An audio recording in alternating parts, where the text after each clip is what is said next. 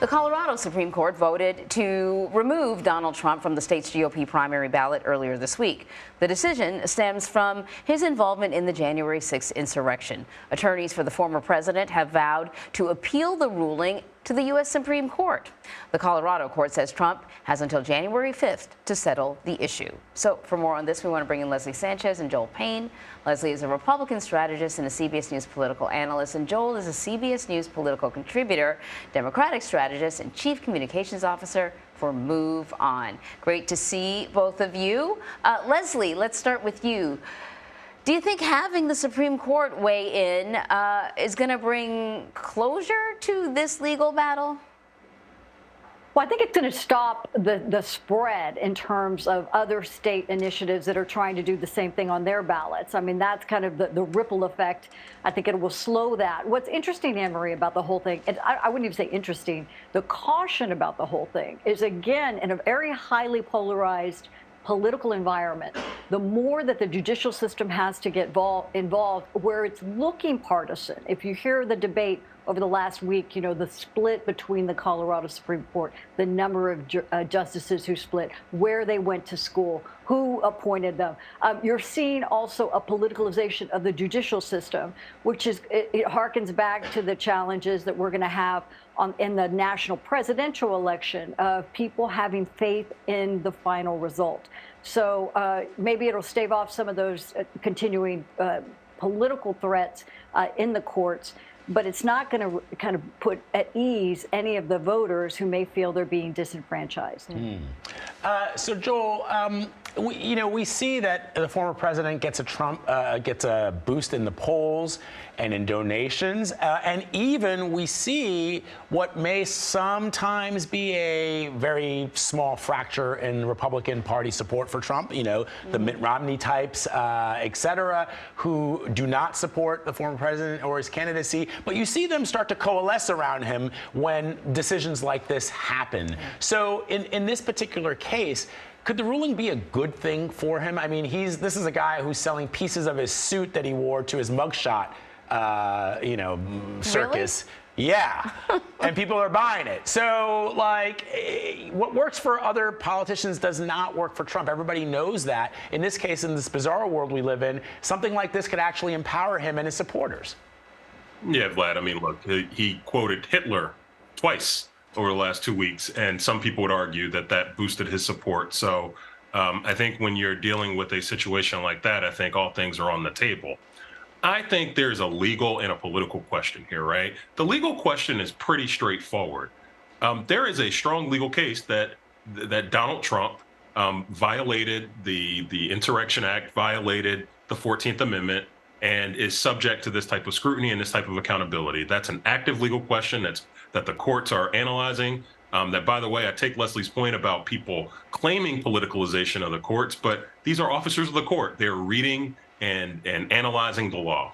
There's a political question that I think anyone, particularly anyone who agrees with me politically, who's a Democrat, should not count on a legal outcome to be what rids the political system of Donald Trump. Like, Donald Trump is a political actor that's going to operate separate and apart from whatever accountability he deals with in the legal system. There was a legal outcome that could have affected his ability to run for president, and Mitch McConnell and a number of Senate Republicans took a pass on holding him accountable for that shortly after January 6th. That was the political solution to the problem. There's a legal solution that's being that's being approached and that's being pursued that is not going to rid the political system of Donald Trump. And I think there's a little cognitive dissonance there, and that's a reality that we're all going to have to kind of make two ways about. There's been a lot of talk about Nikki Haley. I feel like every time we talk to you guys on Friday, we're talking about Nikki Haley is surging in the polls. And the surge is still overall putting her in third place, though she is doing quite well in New Hampshire. She's in second place. Leslie, I want to ask you something. You know, Christie was asked by a voter, why don't you just drop out and throw your support behind Nikki Haley so that she can, get that boost? And his answer was basically, I don't think Nikki Haley is actually running against Donald Trump, and that's why I don't think I should be dropping out, because I'm running against Donald Trump. But I want to ask you, do you think it's going to take some of these candidates to drop out to truly see a surge for Nikki Haley? Because right now we're just seeing sort of incremental ticks. Right. And they're important ticks. I mean, they're important in terms of her base of support, the ability to raise money, the ability to be competitive. We're no longer talking about the governor of Florida, right? She has really come into a strong second. The problem is this is the tale of two primaries. For a vast majority, 2/3 of the Republican Party in many of these early primaries, they have already made up their mind that they want to support the former President Donald Trump. And she's here kind of trying to mount that second alternative. It's an incredible challenge for them because the delta between Trump and everyone else, even combining them together, is so vast. So this primary is going to come quickly in terms of Iowa caucus, New Hampshire, and we're going to see very quickly, even despite the presidential primary debates we've had without Trump, how quickly that delta is going to increase and start to get bigger. Leslie, were Trump to lose in New Hampshire, would that seriously, what would that outcome have on this primary race? I don't think it would have as much of an impact as people think. I think it'd be more of a long shot. You have to look at the fact that it's almost a primary, and Trump is running the general. Right. He's already talking about, look, I'm competitive in Wisconsin. In Pennsylvania, I lead Biden. Georgia, he's picking up. Nevada, he's looking, stronger in a potential head-to-head with Biden. So it's the tale, again, of two different conversations. I think it would be a bump. But until some of these other legal questions, to Joel's point, get answered, that is really the slowing mechanism that it's going to take for Republican voters, primary voters, to start to say, oh, we're going to need a solid alternative, and then give a stronger look to someone like Haley. Joel, some of the other candidates have been kind of peddling this narrative that Nikki Haley is actually sort of auditioning to be the former President Donald Trump's VP. I'm curious, a ticket like that, would that be particularly challenging, do you think, Joel, for President Biden? There are several Republican tickets that are going to be challenging for any Democrat, mostly because we're in a very divided country. And across the margins, I think there are a number of combinations at the top of either party that could be successful against others. So not to not answer your question, but I think Trump-Haley could certainly be viable against Joe Biden, and I think it would be something that Democrats would pay attention to. But can I just fan back a little bit for this Nikki Haley question? So I think there is a path for her to get plus 50 in New Hampshire. And I think Republicans are faced now with the same moment that Joe Biden, or rather that Democrats were faced with in 2020 related to Joe Biden. There was a point in that primary in 2020 where it was mostly black voters in South Carolina said, hey, this has all been really fun and interesting. We have an existential threat on the other side of us in the form of Donald Trump winning re-election. It's going to be Joe Biden. Thank you, Pete Buttigieg. Thank you, Bernie Sanders. Thank you, Elizabeth Warren. It's been great knowing you. Joe Biden's our guy.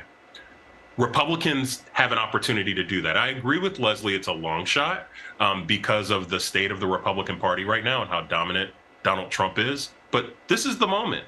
It's a matter of how much he loses by in Iowa, or rather how much he wins by in Iowa. Does he win by a big enough number in Iowa to kind of crowd out a second ticket out of Iowa? That's one. And then what happens in New Hampshire? If someone like Nikki Haley could win on a one-on-one matchup essentially with Trump in New Hampshire, I think it does shake up the race because I think there are a lot of people in the middle of the Republican Party who are kind of looking for an excuse to get off Trump. Right now, he's the default. They don't have a reason to move off of him. He's essentially the incumbent. Nikki Haley needs to give him a reason, or some other Republican like Ron DeSantis needs to give them a reason to believe that another Republican can win. And I think that's the dynamic that we are looking at as we're less than a month out from Iowa. Hey, Joe, in 10 seconds or less, I mean, how ironic is it that the man whose political fortunes began when he questioned the legitimacy of former President Barack Obama, his legitimacy as to whether or not he was an American citizen and thus eligible to run for the presidency, is now complaining that there is a legal entity that has suggested in the state of Colorado that he is ineligible to run for the presidency. And it's now, oh no, let the voters decide. aside. But back in 2000 and whenever he started his propaganda war against Obama, there's some rich irony there. I don't know. What do you think? Vlad, irony is lost on our current politics. I love it. Joel Payne, Leslie Sanchez, happy holidays to you both. Thank you very, very much. We'll probably see you in the new year. Thank you. Thank you. Likewise.